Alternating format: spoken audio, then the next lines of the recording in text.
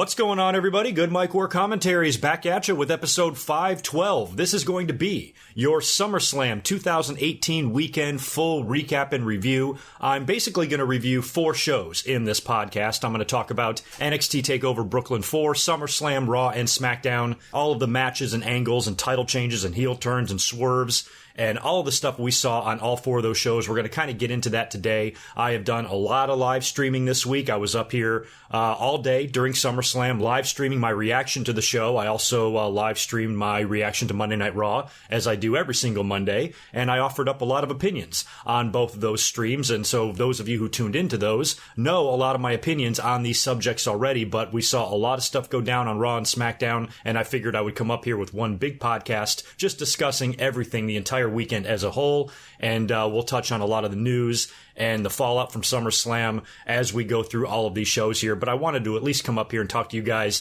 about the weekend, give my opinions on it, and give the whole weekend a grade, whether I liked it or not. And I think when you add up all these shows and you grade them all as a whole, it was a very fun and very successful weekend, and one of the better SummerSlam weekends in recent memory, at least in my opinion. So there's an awful lot to discuss here, so I'm going to do my best to try to get through this as quickly as possible, because if I talk in detail about every single match, I'm going to be up here for 3 hours. And this is not going to be the last video you get of me this week. I'm going to have another video up tomorrow on Friday, August 24th, probably 24 hours after this video right here is uploaded. A brand new This Day in History video will drop on the channel. That is courtesy of Barry. He pledged a $100 donation to the channel and requested a very awesome show for me to review. And I had a hell of a time and a great time watching the show and reviewing it. And I think you guys are going to really enjoy tomorrow's This Day in History episode. And Barry is at it again. He's already pledged to have another video done on a TNA pay-per-view, and that will be coming to the channel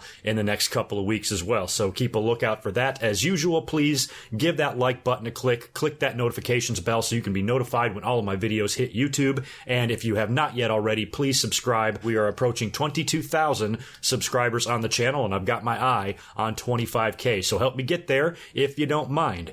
Let's start getting into what we're going to discuss tonight. Like I said, I'm going to go through all of these shows here and discuss pretty much the main points. I might not get into each and every single little thing that we saw, but for the most part, I am going to touch on all of it. And let's start with Saturday's NXT Takeover Brooklyn show. Now, I was not home to see this live, unfortunately, but I had planned to come home late at night after work and check out the replay, and that's exactly what I did, and I cannot believe that I did not fast forward through 1 second of this show. You guys know how it goes. If you're not able to watch a show live and you catch it later on the network or on your DVR or something, you tend to skim through a little bit here or there, especially if you're watching a Raw or SmackDown show. But I never touched the remote once when I watched NXT TakeOver. What a show. Not that I'm surprised. I predicted in my predictions video, and I did very well in my TakeOver predictions. I only got one match wrong. But the biggest prediction I made was that the show was going to be fucking amazing. And it was. I think each and every one of these matches delivered. The pay-per-view opened up with the tag team title match, Undisputed Era taking on Mustache Mountain. Now, these two teams have swapped the belts a couple of times already, and their matches have been absolutely phenomenal. And I was very confident that this match would be no different, and it wasn't. It was a freaking barn burner. Amazing match, just amazing stuff all around. It was so entertaining and such a great match to open this pay-per-view with, because the crowd was on the edge of their seat for all of it, and so many near falls and just great tag team wrestling. I cannot believe how naturally and perfectly Roderick Strong fit in to that place when Bobby Fish got injured. They didn't miss a beat. Undisputed Era seems to be as strong as ever, and that tag team is fucking great. And they did get the victory. They did retain the titles over Mustache Mountain, which I did predict them to do. Wound up isolating one of them, I can't remember which one, and hit him with their finisher and got the pin, and a really, really hard fought match. And before they could even leave the ring, as they're celebrating a grueling, vicious, brutal tag team match, they are jumped from behind by War Machine. Crowd pop big for this. You know, I don't even think you really needed that attack at the end, but I certainly didn't mind it. I thought it looked good. It was awesome. Undisputed Era took a fucking beating from those guys, and it was great. So, can't say enough good things about the opening match of TakeOver. Absolutely amazing. We then got Velveteen Dream taking on EC3, and the thing that got most over in the match was the tights that Velveteen Dream was wearing. It said, "Call me up Vince," written on his ass. I really like that.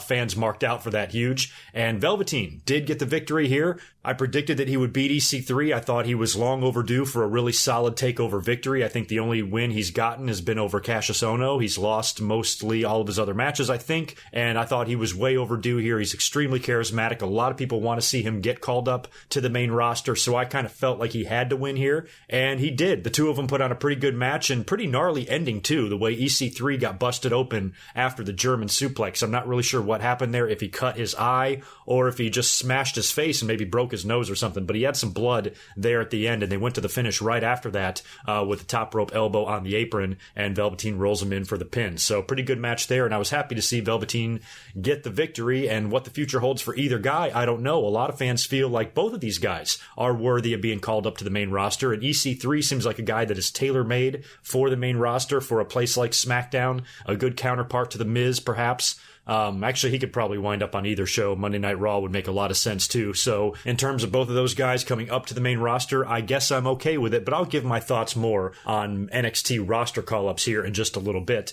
I believe it was after this match that we cut to the crowd. It might have been after the next one, I can't remember, but we all anticipated and we all speculated that the next guy to be featured in the front row of an NXT TakeOver show would be Matt Riddle. A lot of rumors have been flying around that he has signed a deal. He was pulling out of some indie dates and shit like that, so the writing was kind of on the wall there, and it was confirmed at NXT TakeOver that Matt Riddle is officially in NXT, and he got a big pop from the audience there, and I'm excited to see him in NXT. I've always been a big fan of Matt Riddle. For somebody like me who doesn't follow the independents all that much, I am familiar with Matt Riddle a little bit, and I've always liked him, and I always thought that he would be really good in NXT or a WWE environment, or they should at least give him a look. And I know he's got the issue with marijuana. You know, he's a big pot smoker and stuff, so I don't know if they've worked out anything with him in his contract where he said, look, I'll come in, but do not give me shit about smoking weed.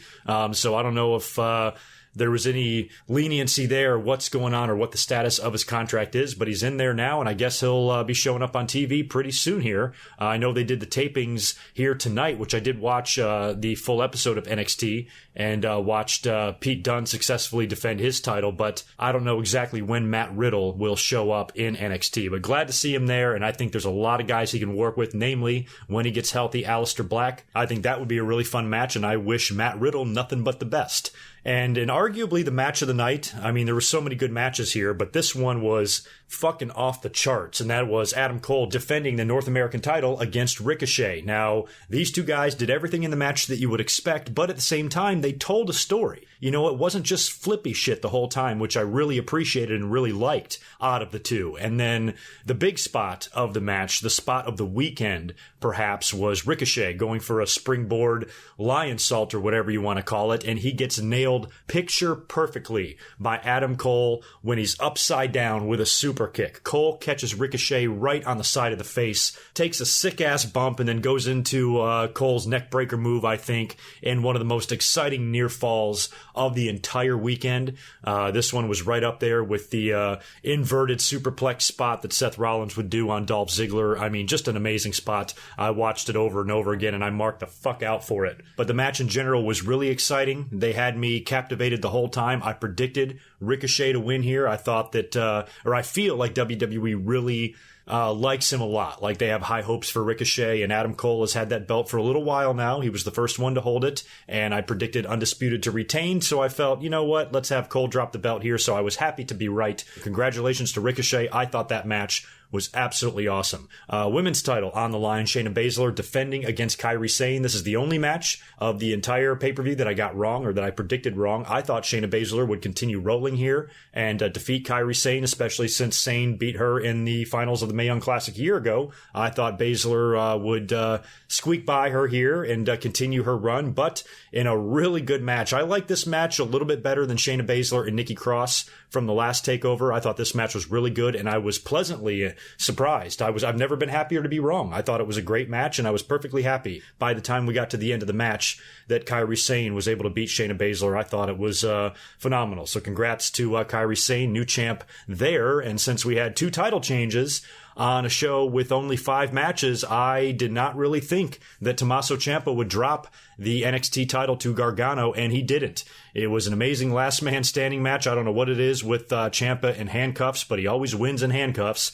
And the finish saw Gargano get a little nasty too. He was doing a lot of heelish shit there near the end of the match, and Ciampa wound up winning when Gargano was down after the running knee, and Ciampa is down kind of on the stage, and he's also handcuffed to the wall, and he rolls off the stage to fall to the ground, but the handcuffs basically hold him up, and technically he's on his feet at the count of 9. Gargano is still down, referee counts to 10, rings the bell, and Tommaso Ciampa retains the NXT title in a pretty good finish, and just an amazing story between these two, an amazing run so far, not only heel run by Tommaso Ciampa, but title run so far as well. Really happy to see him retain there, and I don't know what this means for Gargano. He's another guy kind of on that list of the next crop of guys to be called up. A lot of people are expecting Gargano to make the jump, but again, I'm in no rush to see these guys come up because we've seen what happens when they do, and if Gargano does come up, a lot of people speculate he might go over to 205 Live, which is great. He'll have great matches there, but can he recreate any sort of magic that even comes close to what he's doing in NXT right now with Ciampa? I say hell no, and that goes for anybody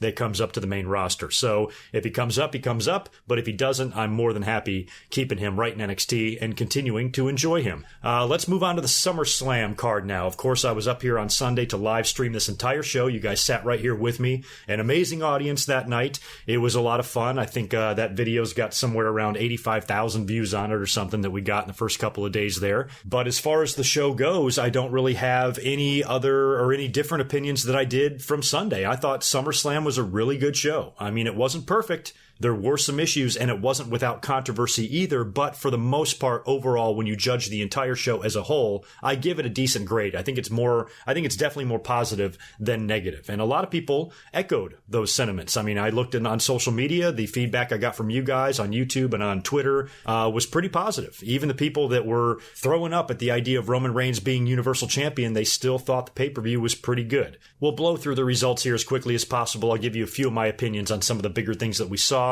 The kickoff show was pretty quick. We had Andrade Cien Almas and Zelina Vega, the B team, and Cedric Alexander all picking up wins on the kickoff. I was wrong about 2 of those matches. The only match I got correct in my predictions there was the B team retaining the tag team titles. The main card opened up with an excellent Intercontinental title match. I was so happy to see this match open the show. I'm a big mark to have Intercontinental title matches at SummerSlam. It's very personal to me. I watched the very first ever SummerSlam and lost my shit when the Ultimate Warrior squashed Honky in about 30 seconds. I watched Bret Hart beat Mr. Perfect and Bulldog beat Bret, and a lot of great Intercontinental title matches that have taken place back in the good old days of SummerSlam. So I'm always a big fan of when this happens, and I'm an even bigger fan of when the title actually changes. And Seth Rollins, with help from Dean Ambrose, was able to defeat Dolph Ziggler in a great match. I mean, this was a really good match to open up the show, and it had that one big spot that I thought was amazing. I mean, to me, it was just as good as Ricochet and Adam Cole's spot, but most people, I think, prefer the Ricochet-Cole super kick. But that inverted superplex that Seth Rollins did, and then he rolled through into the Falcon Arrow or whatever the hell that move is, was incredible. I couldn't believe what I was seeing. Extraordinary display of athleticism and strength by both guys, and just an amazing match. I really enjoyed it. And Dean Ambrose proved to be very valuable because all of the problems that Seth Rollins has had with Dolph Ziggler and Drew McIntyre, those odds are now even, and Dean Ambrose helped fend off Drew McIntyre and allowed Seth Rollins to super kick and curb stomp Dolph to regain the Intercontinental title. And Seth Rollins and Dean Ambrose are back together, and they would get even stronger just 24 hours later. We'll get into that here in just a little bit. One of the matches that wasn't so great was the New Day and Bludgeon Brothers match. I predicted the Bludgeon Brothers to retain, but I thought they would win the match. Instead, it went to a DQ. New Day got the victory here via disqualification when the Bludgeon Brothers used the mallets. So the fact that that ended in a DQ, I was a little bit perplexed. To me, that match with a finish like that seemed to be better suited on the kickoff show, and they should have moved the B Team and Revival to the main card. But whatever, that match was a DQ, and there was some news coming out of that match. Eric Rowan did sustain an injury. He has a torn biceps, and we would see what WWE would do with the Bludgeon Brothers on SmackDown on Tuesday. So kind of a shame there, but the Bludgeon Brothers did leave SummerSlam as tag team champions. We then had Braun Strowman taking on Kevin Owens, and boy, could my prediction not have been any more wrong. I actually thought Kevin Owens might find a way to steal the briefcase. They might do a swerve later on in the main event, have Kevin Owens show up and cash in on Brock or Roman or join up with Paul Heyman or something like that. But no, it was the exact opposite of that. Not only did Kevin Owens not win the briefcase, he got squashed. Some people feel he got buried. But Braun Strowman went out there and kicked the ever-loving shit out of him and power slammed him and pinned him in just a couple of minutes. Didn't even break a sweat. It was the third match on the card, and that was the big tease there. Holy shit, Strowman's already got his match out of the way. He barely even had to do anything to beat Kevin Owens. He still has the briefcase, and he's going to show up in that main event. And they really had the fans kind of wondering what was going to happen later on. So I don't know what the future is going to hold for Kevin Owens. To me, I don't think he was necessarily buried, so to speak. Don't forget who he's in the ring with. If this exact match happened with Kevin Owens against Jinder Mahal and that was the outcome, then yeah, Kevin Owens was buried. But Braun Strowman's being built as a monster who nobody can beat. The only guy to really beat him is Brock. I mean, Roman beat him too, but overall, I think Strowman has won the battle and won the war with Roman Reigns, and he's about to have another war with him as well for the title, it seems like. So I personally didn't really mind that Braun Strowman had a convincing win against a big opponent on a big pay-per-view, but I think Kevin Owens overall will wind up being just fine, because don't forget, now that the world title or the universal title is back on Raw, a lot of guys are going to be in line for title shots, and I think Kevin Owens might be one of them. What turned out to be arguably the most controversial match of the night was the triple threat for the SmackDown women's title. That was up next. Carmella was defending the title against Becky Lynch and Charlotte. And much like the Owens and Strowman match, my prediction could not have been more wrong. I predicted that Carmella might find a way to escape with the title, either capitalizing on some miscommunication between Becky and Charlotte, or I pitched the idea of having Asuka come out there and crash the match pissed off, beat the shit out of all three of them and turn heel and cause a disqualification. We saw none of that, and most people were kind of predicting that Charlotte was going to wind up turning heel. It seems like they're teasing that.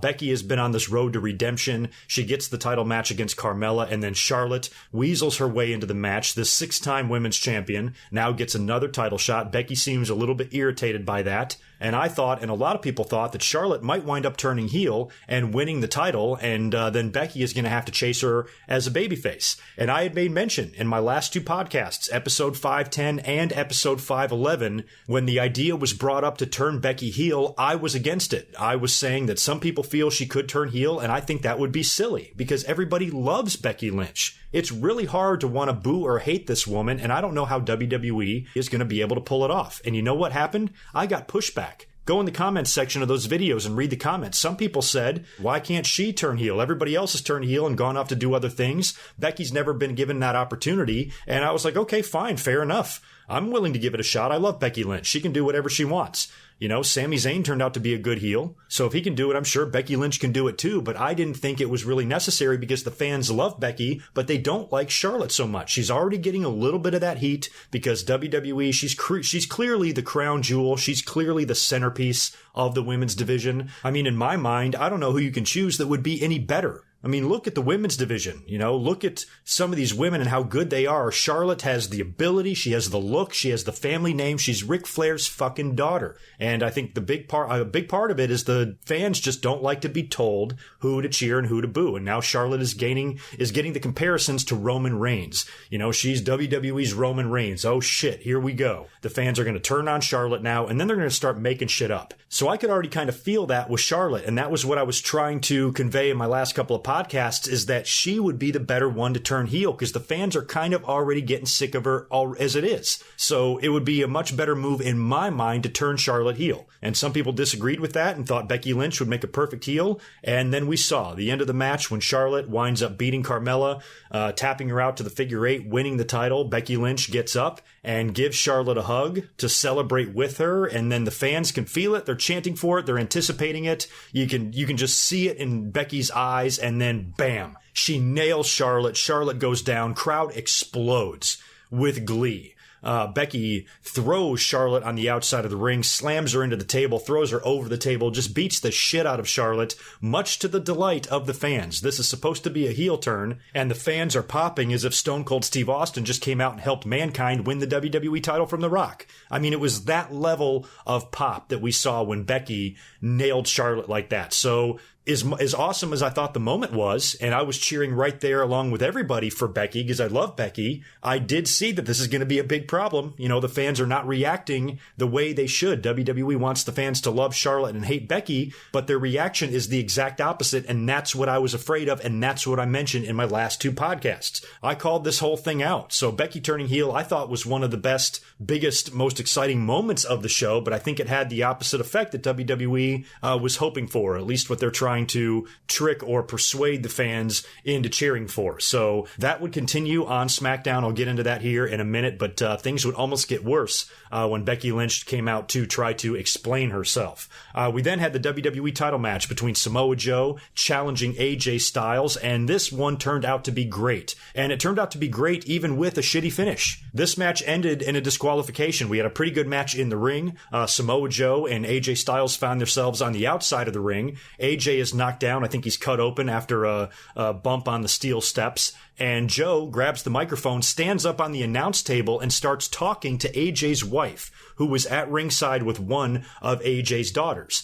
And Joe is just giving her all sorts of shit, and then he delivers some sort of a line like, "I'm gonna be your new daddy," or something, and that just makes AJ snap. He tackles Samoa Joe, starts beating the hell out of him. They're brawling all around the ringside area. AJ then grabs a chair and starts beating the crap out of Joe with it. The referee calls for the bell. Samoa Joe wins the match via DQ, and they continued to brawl, and it was kind of like a pull-apart type thing. I thought it was great. And unlike the situation with Nakamura, you know, Joe is good on the mic. Joe can cut a promo. You know, this is getting very personal. I kind of thought they were pulling all this family shit out of left field, but Samoa Joe is making it work. I thought it was something that was just used to add some heat and add some personal emotion to the feud and to the program.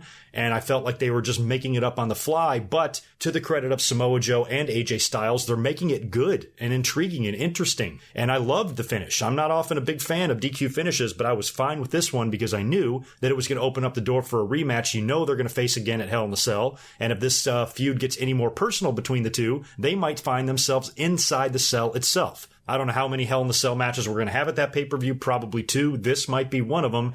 If not, I'm looking forward to the match either way, whether it's inside of a cell or not. And I love the fact that it's getting very personal, and that would continue on SmackDown. And so far, this is much better than AJ and Nakamura. And I think a lot of that is because you've got the microphone ability of Samoa Joe that you did not get with Nakamura. So all of these low blows and these DQs kind of fell flat in the feud with AJ, you know, earlier this year. But this Samoa Joe shit I think is fantastic. And so far I give this program an A+. Next up was The Miz versus Daniel Bryan, another match that I predicted incorrectly. I thought Daniel Bryan might get the victory here. A lot of people predicted The Miz to win because that's how you continue the feud, but I thought Daniel Bryan could get the win here and you could still continue the feud. You know it's not going to be the last time they face each other. Hopefully this is going to be a program that stretches a long time, maybe even into Survivor Series with some Team Miz versus Team Daniel Bryan match or something.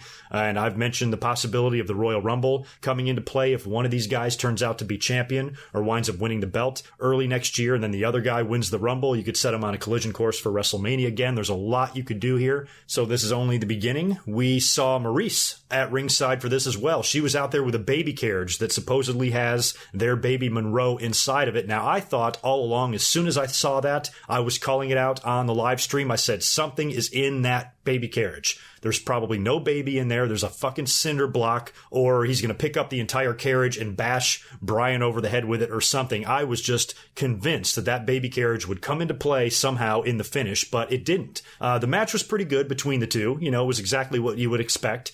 Daniel Bryan rocking the Seattle Seahawks colors on his tights, and it was so funny. In the chat, somebody mentioned during the stream that he looked like a can of Sprite, and I laughed about that for like 24 fucking hours. But I liked the match. match, the back and forth between the two. And the finish was so perfect and so old school. The Miz is on the outside of the ring near the railing where Maurice is, and she passes him a simple pair of brass knucks. He nails Daniel Bryan, punches him right in the face, and gets the pin. And what's the whole feud been centered around? Daniel Bryan has said right from the start, all the way back to those Talking Smack days before he was even cleared to return to the ring, he said one day he's going to punch the Miz in the face. And how did Daniel Bryan lose? By getting punched in the face. I thought it was fucking brilliant. So Daniel Bryan loses to the Miz there, and the Miz got the awesome celebration with Maurice, and that issue would not be over. They would do more on SmackDown, and we got some big news for Hell in the Cell regarding these two on SmackDown as well, so stay tuned for my comments on that. Next up was Finn Balor taking on Constable Corbin. I mentioned a couple of podcasts ago the very faint possibility that we might see the Demon. To me, it just feels like it's time. Finn Balor is doing absolutely nothing. He's treading water. He's just, existing on the Raw roster. Even most recently losing to Constable Corbin clean on Monday Night Raw. So when they announced the rematch here, after everything that they had been doing, I didn't really see a need to have a rematch. I thought this would be a kickoff match. But the fact that they announced this for the main card, it was in the back of my mind that the Demon could return. We haven't seen the Demon since last year when he faced AJ Styles at TLC or whatever it was. It's been a long time. We've got the Universal title back on Raw. Guys like Finn Balor, guys like Kevin Owens, and others really need to start getting title shots. So maybe it's time to reintroduce the Demon and beat Corbin, because Corbin had to lose here regardless if it was Finn Balor or Demon Balor. Either way, Constable had to go down. To me, Finn Balor has been meaningless on the roster, and now bringing back the Demon could mean bigger things for him on the roster, or it could mean nothing and we might not see the Demon for 9 more months. Only time will tell on that one. Next up, we had the U.S. title match. Shinsuke Nakamura defending against Jeff Hardy. Not much to say about that match. Nakamura did get the victory there and retain the title, as I predicted that he would. Randy Orton had a very brief and bizarre appearance after this match. Hardy is laying beaten in the ring and Randy Orton's music hits. He slowly walks to the ring, seemingly to get in there and viciously attack Jeff Hardy again, but instead he just walks to the ring, looks at Hardy, turns around, and walks away. That's it. So that's all Randy Orton did. 2 years ago, he's main eventing against Brock Lesnar, and this year, he just walks to the ring and then walks back. So whatever. Then we go to Alexa Bliss and Ronda Rousey. Raw Women's title match. This one was awesome. I liked the match. I thought they did exactly what they needed to do here. I thought there was a chance that maybe Alexa Bliss could retain here if they did a Natalya heel turn, but I didn't think they were going to turn Natty heel after Jim Neidhart had just died. And speaking of Jim Neidhart, how awesome was it for Natalya to wear his jacket? She came out to the ring. Go back and watch the stream. It's hilarious. She's coming out to the ring, and as soon as she came out there, I said, wow, she's wearing Jim's jacket, and I recognized where it was from. I'm like, that's the very jacket that he wore at SummerSlam 1990, one of my favorite SummerSlam matches of all time, Hart Foundation versus Demolition, 2 out of 3 falls match. I've mentioned that match countless times throughout the years on my podcast, how much I enjoyed it and what fond memories I have of it. And I recognized the jacket immediately and said so. And then as soon as it came out of my mouth, the announcers, Corey Graves or whoever, mentioned that was, in fact, the exact jacket. So that brought a tear to my eye. Natty kind of came out there and just, she got some love from the audience and, she kind of nodded, and that was the end of it. She didn't really play a role much in the match. Alexa Bliss actually makes her entrance first, and then when Rousey comes out, it was like, holy shit. She came out there like a Mack truck, power walking to the ring, crazy ass look on her face, and crazy makeup. Like she had her fucking game face on. She got right in the ring. She didn't take any shit. Alexa tried to get away for a little while there. Eventually she was caught, and Ronda just had her way with Alexa Bliss. Just tossed her all around the ring and defeated her in what essentially was a squash. This was the female version of John Cena and Brock Lesnar from 2014. It really was. I mean, Ronda Rousey beat the crap out of Alexa Bliss, and I liked it. I think WWE has handled Ronda Rousey very well as far as their presentation of her, and I loved it that she didn't come out there. And I've mentioned this right from the start. When Rousey first showed up, I said that I just don't want too much of this happy-go-lucky, aw shucks Ronda Rousey, where she's always out there smiling and hugging everybody. That's not who she was in the UFC. You guys go back and watch her weigh-ins before her fights. She was a fucking bitch, getting in everybody's face, just being vicious and mean, and I'm gonna fucking kill you. You will never beat me, ever, ever, ever, type of attitude. And that's what I wanted to see her have in WWE. So the fact that she brought this out for a title match, I thought was well done because she should be selling the importance of the women's title. She shouldn't have came out there all smiley, happy about her opportunity, ready for a nice, fun, fair contest against Alexa Bliss. She needed to come out there ready to fucking kill someone. And that was the attitude she had. She got right in the ring and destroyed Little Biscuit Butt and became the new Raw Women's Champion. So congratulations to Ronda Rousey. I had no problem whatsoever with the match. Brock Lesnar defending the Universal title for the 54th time against Roman Reigns in the main event. And I got to hand it to WWE. They have brilliantly handled the fans so many times. Sometimes they don't even care. Sometimes they just let the fans sabotage shit, like at the Royal Rumble 2014 and 2015, and with The Rock and John Cena at 29, and with Roman and Triple H at 32, and shit like that. But sometimes, like the night, the first time they were back in Chicago after CM Punk left, how brilliantly they handled those fans and combated the CM Punk chants. And they kind of did the same thing in this match, in this main event match. The big fear here was that WWE's trying so hard to get the fans to hate Brock Lesnar, and they're succeeding in that because he has been holding the Universal title hostage, and a lot of fans are sick and tired of that shit, and they want the belt back on Raw, but they might not want it back bad enough to see Roman as the guy to win it. So even though WWE has done a good job of making Brock a very hated character, they're not doing anything to make Roman more desirable. No matter what they try or what type of trick they have up their sleeve, the fans are not having it with Roman Reigns. So WWE knew that this main event was going to be a problem, and I've been mentioning for months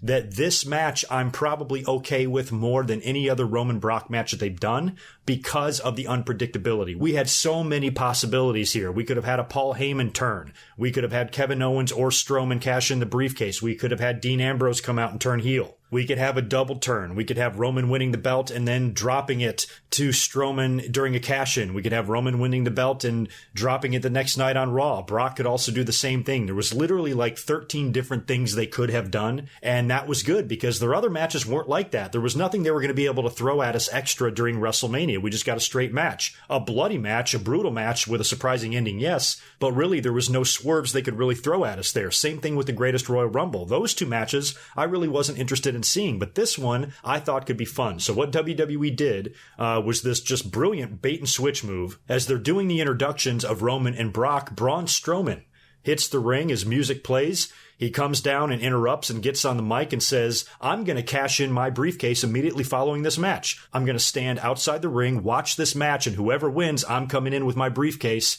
and I'm winning the belt. So that got the fans thinking. It was basically a red herring is what it was. And that got the fans thinking that we're going to see a cash-in. It distracted them long enough to where they couldn't get any crazy over-the-top hate chants out there. We heard a couple of "you both suck" chants, which I thought was funny. But for the most part, the fans were distracted, including myself, because we thought there was a really good possibility of getting a cash-in. And then they do the spot on the outside of the ring where Braun Strowman gets knocked down. Brock Lesnar picks him up and F5s him on the floor, smashes him with the briefcase, and then takes the briefcase and throws it all the way up the ramp completely out of sight. And we then get back in the ring, and out of nowhere, my reaction, I actually cut out that part of the live stream and posted it on Twitter because it was so funny. I'm sitting there talking to you guys, and I see the spear from Roman Reigns, and how hilarious was it that chair slid out of view, right out of frame, and then just came right back in and landed or slid right on top of Brock Lesnar's face. Hilarious there. And I was just about to say, oh, wow, did you see what the chair did? And bam, there was the 3 count out of nowhere after a random spear. Completely caught me off guard. I wasn't surprised that Roman Reigns won. I was surprised the finish came that quick. And then before you know it, 30 seconds into Roman Reigns' celebration, the pay-per-view goes off the air before the fans could even process what the fuck happened. So, as usual, when WWE wants to, they can easily outsmart the fans, and they did it in that main event, and I thought it was pretty good. And I wasn't too freaked out either, because I thought it was an interesting ending. I was happy that Brock Lesnar was no longer champion, and it gave me a ton of questions for the next night on Monday Night Raw. Okay, Strowman never cashed in. He still has the briefcase. We'll see something fun tomorrow. So I kind of thought the main event was well done. I mean, if you're going to take the belt off of Brock, they obviously want Roman to be the one to beat him. My only complaint with the match is, and this can go for anybody that was going to face Brock, you take Roman out of the equation and you insert any other opponent, I would want the same thing. But I thought the finish was a little bit underwhelming. It came out of nowhere. You know, Brock Lesnar, he like barely got pinned. He lost. He kicked out at 3.5. And it was after that long run, I just thought we would have a more dramatic of a finish. it seemed like it came really quick and it caught me off guard. I thought it would be, maybe the third or fourth definitive spear and the referee with the slow 1, 2, 3 where the fans count along. I thought we would get that type of a finish, but we got a quick one here. You blinked, you would have missed it. And that's that. Brock Lesnar, after a year and a half, finally drops the belt in pretty quick fashion to Roman Reigns. And another good thing about this match is I haven't gone back and watched it a second time, so you guys are going to have to tell me, but we didn't see a whole lot of finisher kickouts in this match, did we? What was the big complaint about WrestleMania? It didn't make any sense, right? That's all anybody said. It didn't make any sense. Roman Reigns kicked out of 5 F5s. Yeah, he lost. Yeah, he was left in a pool of his own blood, but still not good enough. He kicked out of way too many F5s. I don't think he kicked out of any F5s. Maybe he kicked out of 1, but it certainly wasn't 5, and I don't think either guy really kicked out of a whole lot of finishers in this match. So at least we had a spear with a 3 count instead of it taking 10 spears to beat Brock Lesnar. So, it wasn't really that bad in my opinion, and I thought the main event was fine. If you're going to put the belt on Roman Reigns, fine. I really have no problem with that. The fans fucking hate it, but Roman is champion now, and I'd rather have him win the belt here than win it in the main event of WrestleMania again. So if he's champion now, that means he's going to drop it, most likely to Strowman. And just the fact that we are now guaranteed a universal title shot essentially at every WWE pay-per-view, that's wonderful. We have so many opportunities now for Roman to drop the belt, and I think overall, I'd rather have Roman as the champion than Brock. If it has to be one of those two, then I'm going Roman. And some fans can't stomach it. Some fans just refuse to accept it. That's fine. You're just going to have to suffer for maybe 3 to 6 months, and Roman Reigns, I think, will wind up dropping the belt. And his weekend would not be over because what I'm about to talk about was fucking crazy on Monday Night Raw. So let's move into Raw now. And it opened up with Roman Reigns coming out there as champion, comes in the ring to do his victory promo, and he says that he did exactly what he said he was going to do, and he defeated Brock Lesnar, which I laughed at because he said he was going to beat Brock Lesnar in every match he's ever faced him in. So finally, once he wins, and he's bragging that he was right. I kind of found that amusing more than anything else. He also goes on to say that he's going to be a fighting champion, unlike Brock Lesnar, and his first order of business is to grant a title shot to Finn Balor, a guy that never got his rematch from 2 years ago. Don't forget, Finn Balor beat Roman Reigns on Monday Night Raw to earn that title shot at SummerSlam when he won the belt, and then he had to forfeit due to injury. And by the time he came back, Brock Lesnar was champion, and he had no title rematches. So Roman wants to take it upon himself to offer up a title match to Finn Balor, which I thought was odd. I thought it would have been just fine for Roman to be out there cutting a promo and Finn Balor to interrupt. They can even be babyface and buddy-buddy, and Balor can be like, hey, Roman, no disrespect, but now that belt is on Raw again, and we have that belt back, I think I need to be the first person to get a match for the title, and I'm challenging you right now. I kind of think Finn should have been the one to lay down the challenge instead of Roman, trying to be the ultimate good guy, offering up a title match right after he had to face the Beast less than 24 hours later, so I didn't really like that, but the match would wind up main eventing the show. Baron Corbin would come out to try to stop it. He said, no way, that match is not going to happen. That brings out Kurt Angle, who says, Baron Corbin, you don't make the matches, I do. Roman and Balor is on for the title in the main event of Monday Night Raw. And since Baron Corbin stuck his big ugly face where it didn't belong, Kurt Angle books him in a match to open the show against Bobby Lashley, who of course comes out to no reaction whatsoever, and Lashley winds up beating him rather easily, and that's that. Poor Lashley, I don't know if he's done with what's going on with Elias or not. The two of them never really even had a match. Don't know if they'll pick things back up next week or not with the two of them, but Lashley did score the win there over Corbin. We then go backstage to a really interesting interaction with Kurt Angle and Paul Heyman. Paul Heyman approaches Kurt Angle backstage and says that Brock Lesnar wants to invoke his rematch clause. And Kurt Angle is like, oh, hell no, you're not going to do this again. It's going to be a long time. It'll be a cold day in hell, he said, before Brock Lesnar ever gets another title shot because he's not going to risk the title, being held hostage again. And then Paul Heyman goes on to propose a match at Hell in the Cell between Brock Lesnar and Roman Reigns. So I'm thinking to myself, well, maybe Brock is going to stick around at least through his next rematch before he goes off to the UFC. But Kurt Angle basically refuses. He even says forget about it to Paul Heyman, and then he walks off. So at least for right now, Brock Lesnar is not getting a title shot, but he might come back and do something at Hell in the Cell. I don't know. According to the Wrestling News Today that I saw on Wednesday, Mike Johnson of PW Insider did report that Brock Lesnar is apparently done with WWE. He is going to be focusing all of his energy on training for the UFC, and that was apparent. You could tell his physique has changed a little bit. You noticed that at SummerSlam. Looks like he's training hard, slimming down a little bit, so this is not surprising. And according to him, Brock Lesnar is off TV, at least for right now, and he'll probably be back, and the door will be open for him to return in the future whenever he's done with his UFC run. So I don't know if that's fact or not. I don't know if that's definite, or if he will surprise everyone and show up and get another match with Roman Reigns for like the 6th time at Hell in the Cell, or if he's really done until next year and Roman now defends against everybody else except Brock Lesnar. And, upon Brock's return, that does mean he will have a rematch ready as soon as he comes back in the door, whether that's 6 months from now or a year from now. That's very likely to happen too. So I hope Brock is able to go to the UFC. I hope he's able to dominate. I hope he faces Daniel Cormier and beats him. I think that would be great. I always root for one of our own to go into the octagon and kick some ass, and Lord knows we need the fucking help, because when CM Punk tried this shit, he nearly embarrassed himself. So I'm wishing Brock Lesnar all the best in his UFC endeavors, and I hope that we see him again. But for right now, I'm just happy that the belt is back on Raw and it's off of his fucking waist, and we've got it on TV every single week now. So to me, that is a very big positive. Another major thing that we saw go down on Monday Night Raw was a very long promo by Triple H. Triple H comes down to the ring at the top of the second hour. I'm thinking he's there to make some sort of a big announcement, or potentially to even call up somebody from NXT, but instead it turns out to be this long-winded promo about his match with The Undertaker that's scheduled for WWE's Super Showdown show in Australia on October 6th. So this thing is like 6 or 7 weeks away. They've been promoting it a little bit, but I didn't think it was going to be anything that major, something that the night after SummerSlam, Triple H needs to come out on TV and talk for 15 minutes about it. To me, this is something that they could have held off for any other Raw between now and October. Why here? Such a bizarre place for this to happen. They could do this next week. They could do it after Hell in the Cell. After Hell in the Cell would make the most sense, because Hell in the Cell is your next pay-per-view. That's what you need to focus on. Then after that, you can start promoting your Super Show bullshit. Then after that, you can start promoting Evolution. See how it works? But no. He comes out there on Raw in a promo that I didn't really give a shit about. Now, WWE tried to explain away why this match is happening. Triple H did reference the fact, and he acknowledged the fact that they've already done an end of an era match, because as soon as this match was announced for the card, which is basically just an attraction for the fans, the local fans there in Australia to see, I didn't really think it was a big deal, even though they've had the end of the era match. But a lot of fans were complaining about it and say, hey, this makes no sense. End of an era, it's much like a once in a lifetime. And it turned out to be twice in a lifetime when they did it 1 year later.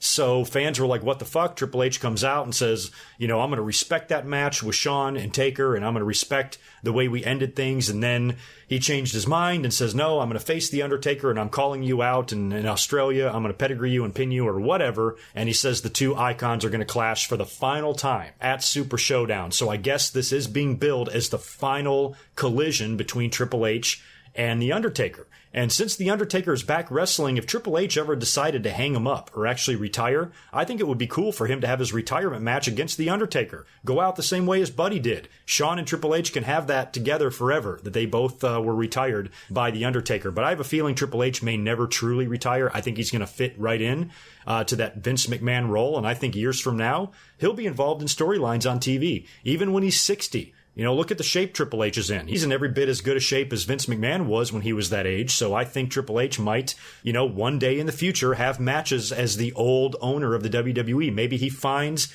his modern day Stone Cold Steve Austin to feud with somewhere in the distant future. So I don't know if Triple H is really ever going to truly retire, but if he was, he should probably try to do it in a match with The Undertaker. So I guess on October 6th in Australia, it will be the final time that we see Triple H and The Undertaker in the ring. And as much as I respect both of these legends and these icons, I'm not really interested in seeing it. I thought their two WrestleMania matches were great. 27 and 28 were phenomenal. This match is not going to be anything to look at in the ring. I mean, it's going to be very reminiscent, I think, of Triple H versus John Cena at the Greatest Royal Rumble. That match was bleh. I mean, it was just there. It was just there for the fans to see the two guys in the ring together. We're not going to get any crazy spots or big drama in this match. These guys are old, so I just don't think the match itself is going to be any sort of a 5-star encounter. And I don't even know how dramatic it's going to be, especially with no story attached to it.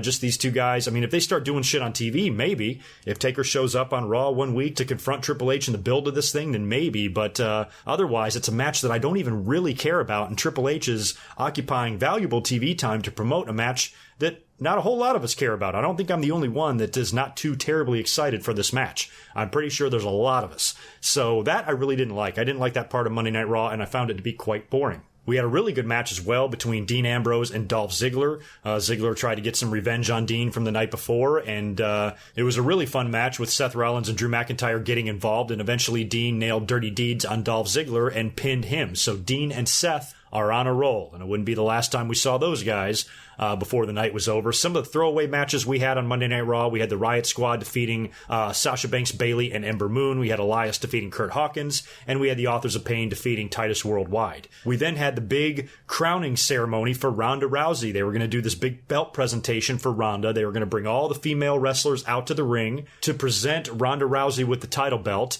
It's up on a podium. Stephanie McMahon comes down to the ring, and of course she's going to take credit for everything, and she is absolutely nauseating to listen to on the mic.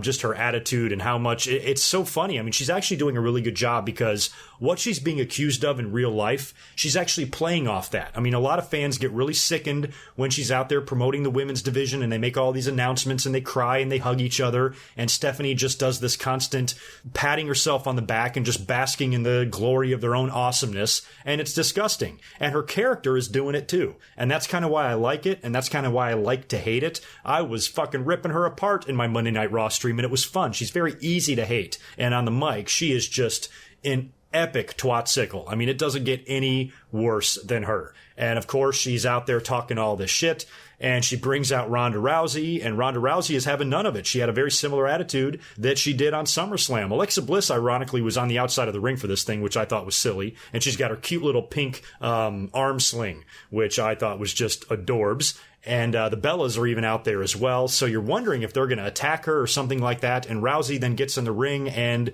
in a pretty good move, because they were making quite the presentation of all of this, Rousey does say, you know, what the hell? Are you saying that you're better than all these women? Are you saying that I'm better than all of them? You got the title up on a pedestal here, and all these women, you know, are just standing here watching. And so she calls them all up into the ring. She goes, this is everybody's belt.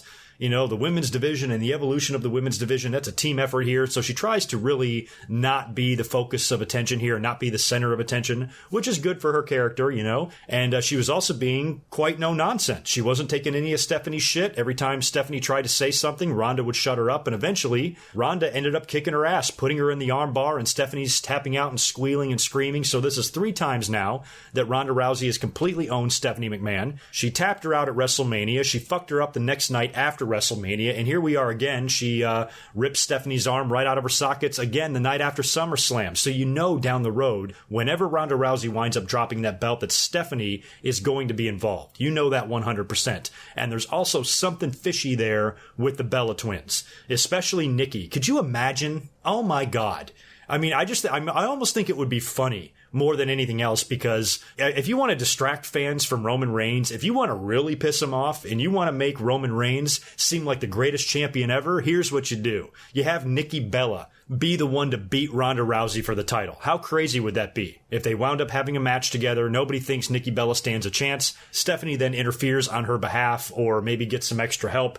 Nia Jax has been missing in action lately, so maybe she comes back into the fold somehow. But something tells me that not only Stephanie, but Nikki Bella is going to have something to do with Ronda Rousey dropping the belt. And I think that would be more amusing, at least to me personally, than anything else, because I would love to prop my feet up with a bowl of popcorn and read Twitter if Nikki Bella winds up taking that belt off of Ronda Rousey. That will be a fun night. I might even have to live stream my reaction to just reading social media. Oh my God, that would be fun.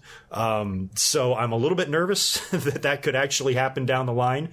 There's a lot of teasing to that, but at least for right now, Ronda Rousey is your women's champion, and I don't know who she's going to be working with at Evolution, if she's going to wind up working Alexa Bliss again, or if she's going to work Stephanie. You know, I mean, Stephanie might have a match. I really hope not. I think if they're making an all-women's pay-per-view, Stephanie is the last motherfucker that needs to be on that pay-per-view wrestling, so I really hope she doesn't have a match, but it could be one-on-one Stephanie versus Ronda Rousey, and maybe the only thing worse than Nikki Bella beating Ronda Rousey for the title would be Stephanie beating Ronda Rousey for the title. much like Vince McMahon was the WWE champion and the ECW champion, if you can believe that. So I really hope that WWE doesn't ruin this great evolution of the women's division and these credible wrestlers now holding title belts, and they wind up putting it on Stephanie. But yeah, could happen. So get ready. You might want to go ahead and mash your caps lock button right now, because you're going to need it if any of those two scenarios come true. In one of the bigger stories of the night on Monday Night Raw as well was right after this. They go to commercial, they come back. Stephanie is being treated in the backstage area for her injuries, and Alexa Bliss is there with her, and Kurt Angle shows up, and he's like, Stephanie, I'm really sorry, I hope you're okay. Stephanie's pissed off, she's pissed off at the world, and she's also pissed off at Kurt Angle. So she says, Kurt Angle, you need to go home. I'm sending you home on a sabbatical. You're temporarily suspended, or whatever she said. She basically says he's no longer in charge right now, and that Constable Corbin would be resuming the duties of the GM going forward. So he is kind of the interim GM, and Kurt Angle has been sent home. Now, word on the street is the reason Kurt Angle is being taken off of TV because he is training to come back to the ring. Some people have said it's full-time. I see no way possible for that to happen. There's no way Kurt Angle can come back and do a full-time schedule, but if he is training to come back to the ring or have a couple of matches here or there, I'm all for that. So that might be why he's been taken off TV. At least that's some of the rumors right now going around online, but I don't know what the real story is. But at least for right now, Kurt Angle is out as general manager, and now we've got Constable Corbin who is in. And we talked about the situation with Paul Heyman earlier on. You know, the word is that Brock Lesnar is done with WWE. Well, Kurt Angle was the one that denied Paul Heyman the match at Hell in the Cell. But what if Baron Corbin grants it? Our only hope here is Baron Corbin doesn't want Brock back any more than Kurt Angle did and won't wind up making the match. But it kind of leaves the door open there for Corbin to say, okay, Paul Heyman, if your client wants a rematch, he gets it. He gets it at Hell in the Cell. So I guess the door is not completely closed on that whole possibility, but judging from what we've heard about Brock and the backstage news regarding him returning to the UFC, it does look like he is done, but with Corbin in charge, who knows what the hell that's going to mean, but it does mean that we now have a heel authority figure again, and that could potentially be annoying. Before we get to the main event, the Revival did defeat Bo Dallas and Curtis Axel in a couple of singles matches. Dawson beat Dallas and Dash beat Axel, so that issue is not over, and the Revival look to be continuing their feud with the B team and might wind up getting the belts somewhere down the road. As far as the main event goes of Monday Night Raw, it was fucking great.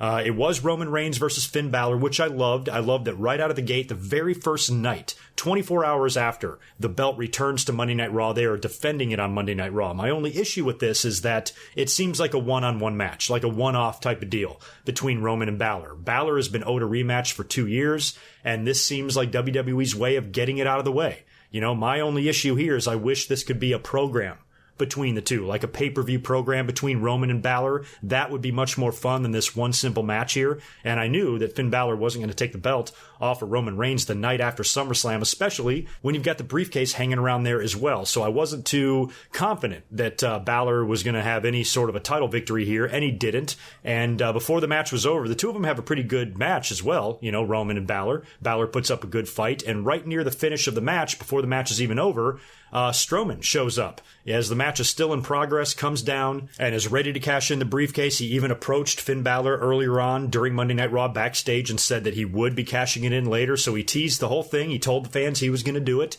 And as he's coming down to the ring, amidst the distraction, Finn Balor gets nailed with a spear and pinned. And that's when Braun Strowman gets in the ring, hands the briefcase to the referee, and JoJo starts making the announcement. Braun Strowman is cashing in his Money in the Bank briefcase. The bell never rings. The bell never rings because the Shield's music wound up hitting. The crowd loses their shit. Out come Dean and Seth dressed in full-on Riot gear. They hit the ring, and the three of them attack Braun Strowman, swarm him, and completely 2013 Shield this motherfucker. They beat the crap out of him outside of the ring, wound up picking him up for the triple power bomb through the table, and just left Braun Strowman destroyed. It was the Shield reunion that we all wanted last year, that never got out of the blocks because Roman Reigns got the mumps, and then Dean Ambrose got hurt. This felt like exactly what I wanted to see last year. The crowd fucking loved it. I was marking out. I love the Shield. And I don't know what it means. I don't know if it's a tease for a Roman heel turn, because if the Shield turns heel, that means all three guys have to turn heel. All three of them are baby faces. And a lot of fans, of course, are going to have a problem with this too. Oh, this is just a ploy to get Roman over. They're going to put him with the Shield so the fans have to cheer him. Jesus, not everything is a ploy. I'm happy that the Shield is back. I would much rather have Roman Reigns in the Shield than be the good guy John Cena 2.0 champion that we remember him from last time. This is much better. So the fact that the fans can't accept this for being better and they're still convinced that this is just some sort of a ploy to get Roman cheered, isn't that the point? Don't you want them to book Roman Reigns better? This makes no fucking sense to me. The fans get so mad, and what is their biggest complaint about Roman Reigns? Is that he's booked like shit. WWE needs to book him better. Goddamn, here you go. They're putting him in the Shield. He's being an evil son of a bitch. He's got a 3-on-1 advantage on Braun Strowman, and they beat the hell out of the guy. He's now got two guys watching his back. I love it. I would much rather have this scenario than all three Shield guys going their own separate ways, and Roman with his cheesy-ass promo and his big dog and his yard shit that he always spews out. At least this way, these guys can be a unit again, an ass-kicking unit. And they've got some belts on them, too. Dean Ambrose, poor Ambrose, is the only guy sitting there without a title. So I don't know if he winds up turning on the Shield, and he's going to be the one to implode the Shield down the road and wind up feuding with Roman for the title or with Seth for the Intercontinental title. I don't know what they're going to do there. Braun Strowman now seemingly is next in line for a title shot unless they do something with Brock last minute. I don't think he cashed in the briefcase. To my knowledge, was that an unsuccessful cash-in? I don't believe that it was. The bell never rang. The referee took the briefcase. JoJo made the announcement, but the bell never rang, so I think he still has the briefcase, but hell, he might not. I even went online trying to look around today to find out if he's still the briefcase holder or not, and I can't find any definitive answers, but I think he's still got it. But even if he doesn't, you would think that he's probably going to get a title match against Roman Reigns at Hell in the Cell.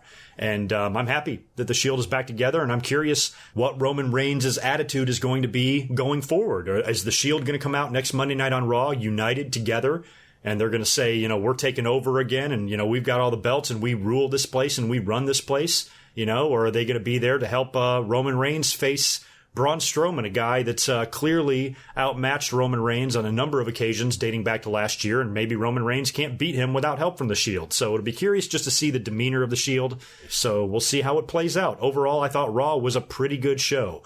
Not great, but not horrible either. And I think they got a lot of stuff done on that show, and a lot of questions still remain going into Hell in the Cell. Let's move on to SmackDown now. I'm running out of breath before this podcast goes too long here, and let's wrap up this episode. SmackDown was also a good show. I enjoyed it. It opened up with a really good promo by The Miz.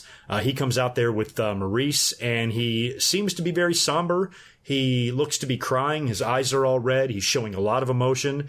He's struggling to get a promo out. His words are mumbled, and he's, just really, really sad, and announces to the audience that he is retiring. This is his official retirement, and he's full of shit the whole time. You're just waiting for the punchline. And after he says that this is his retirement, he says, "From ever wrestling Daniel Bryan again." I thought that was great. It wasn't quite as good of an acting job as Paul Heyman did a couple of weeks ago on Raw when he was crying, but still pretty funny by The Miz. This brings Daniel Bryan out, and he calls out The Miz for cheating and all of that.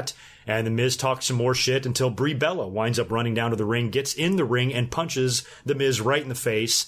And they announce that there will be a mixed tag match at Hell in the Cell between Brie Bella and Daniel Bryan versus Miz and Maurice. It's too bad these are taped so far in advance. I would like to see some reality show run-ins during the build to this match or whatever. Have these guys appear on each other's show and attack the other one or something. I think it might be kind of fun. But we're getting a mixed tag at Hell in the Cell. I don't know how that's going to go. I'm guessing Bryan and Brie are going to win this one, which still is a way to prolong the feud because you're not doing a one-on-one match between Daniel Bryan. You're holding that off. So now you got a mixed tag. In the month of October, there is no pay-per-view because we have the Super Showdown in Australia and we have Evolution. So we don't have a regular pay-per-view in the month of October. Then you're talking Survivor Series. So right off the bat here, we have extended this feud in pretty good ways. I'm sure they will face or have something to do with each other at Super Showdown, but for everyday regular TV storyline purposes, this now has the ability to be extended because they're going with the mixed tag next month. Randy Orton versus Jeff Hardy was up next on SmackDown. This was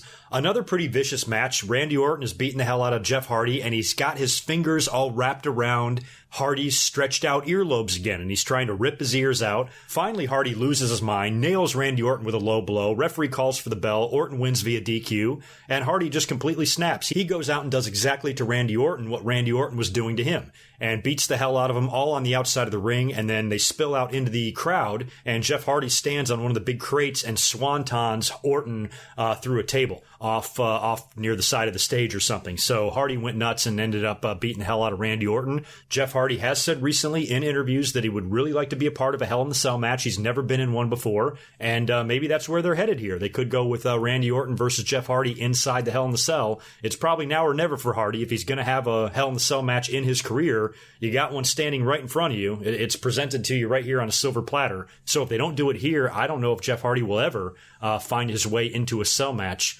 before he retires. We then had the very beautiful, the luscious, the vivacious, the gorgeous Peyton Royce taking on Naomi, and Peyton Royce picked up the victory there.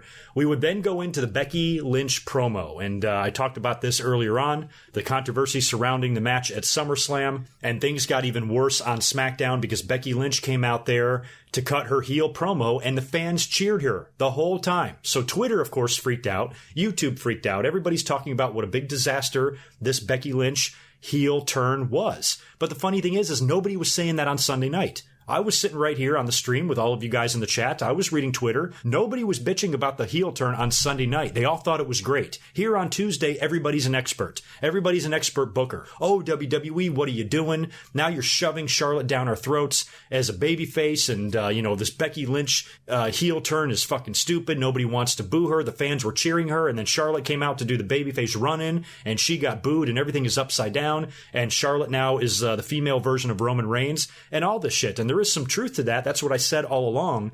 But as far as the crowd reaction goes, I do think a little bit of that is carryover from SummerSlam. It was still in Brooklyn. It was still a lot of the same audience members with the same type of attitudes. They were cheering the whole thing at SummerSlam, so they cheered it on Tuesday. Let's at least give it a couple of weeks before we make any hasty decisions here. Let's give it a chance, see where it can go, see if Becky can get the fans against her.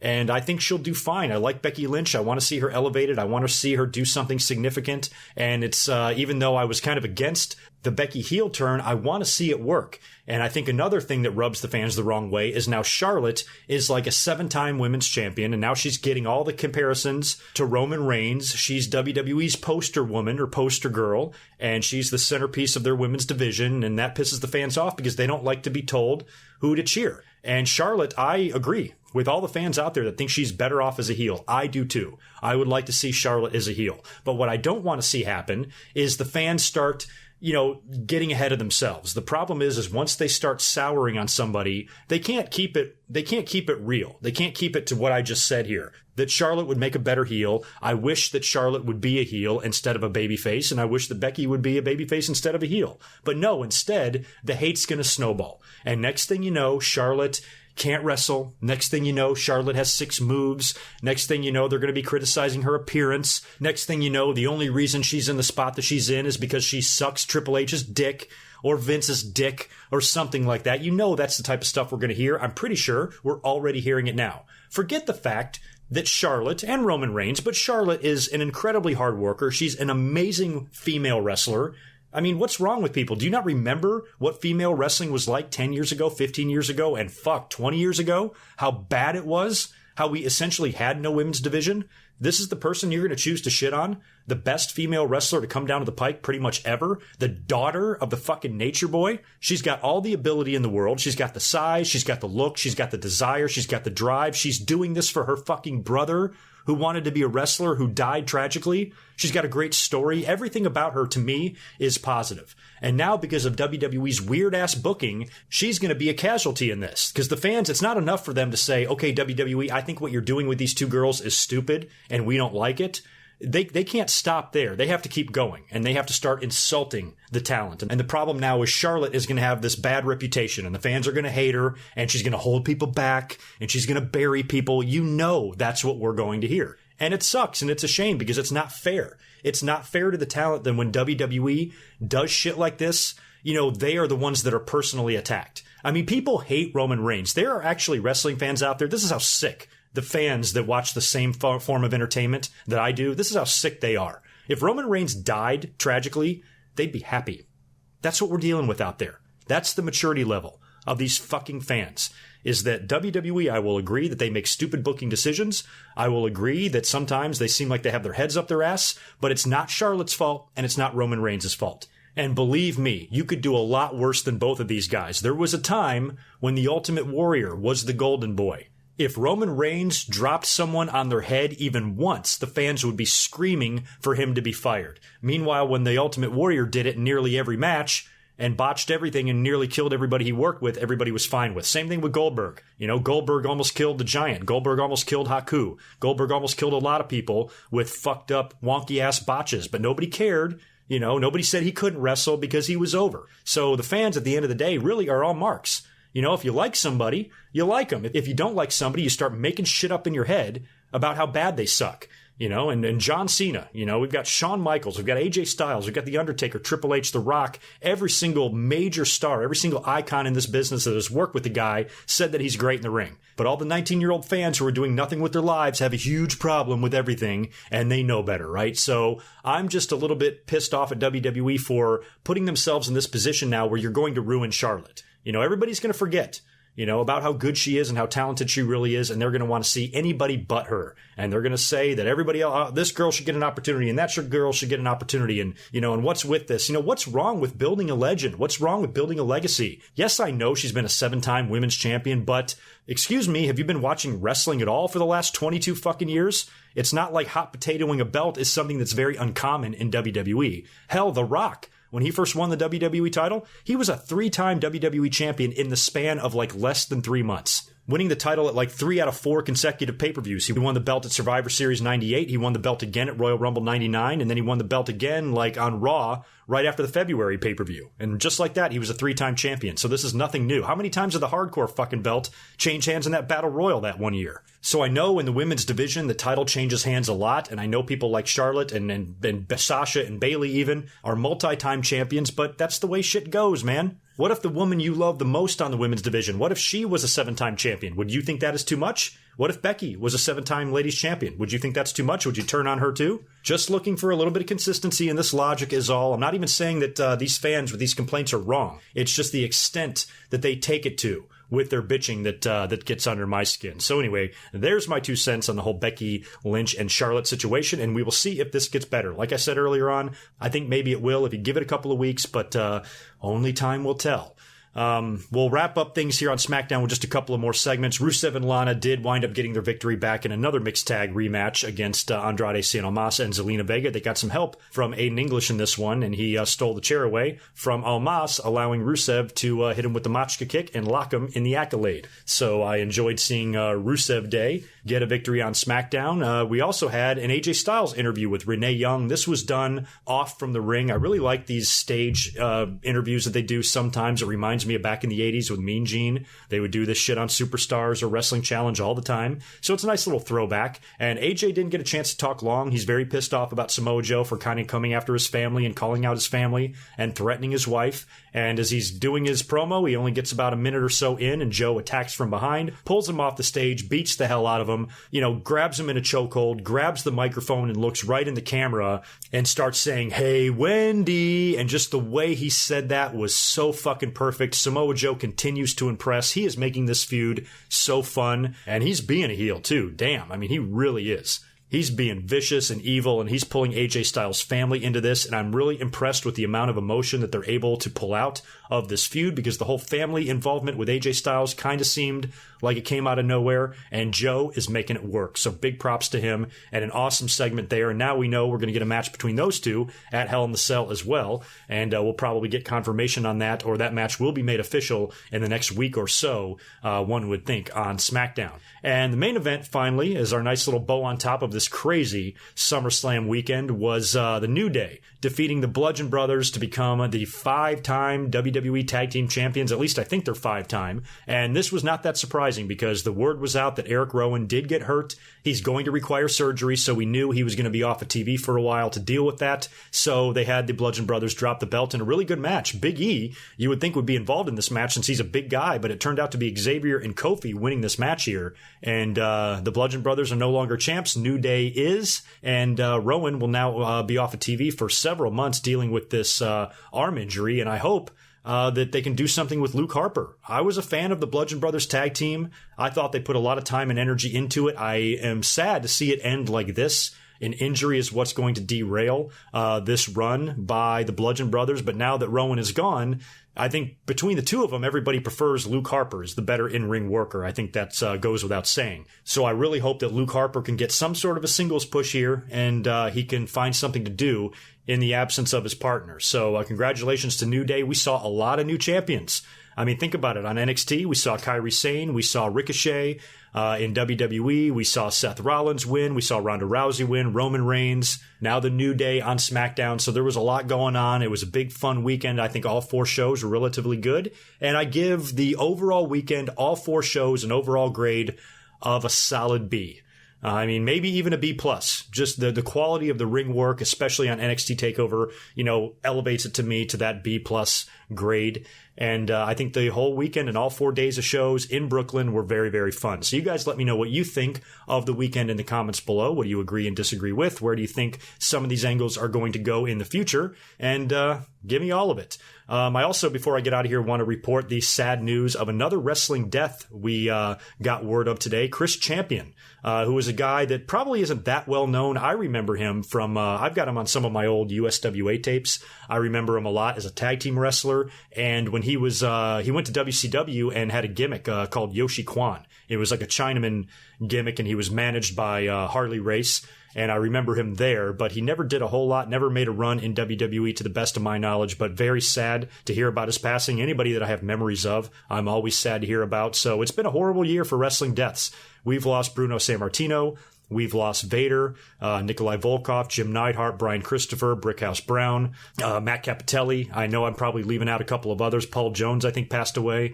And now we lose Chris Champion. So condolences out to his friends and family. And man, the wrestling deaths just keep coming. I would like to say, let's just get this year over with and fuck 2018. But you know what? 2019 is probably not going to be any different.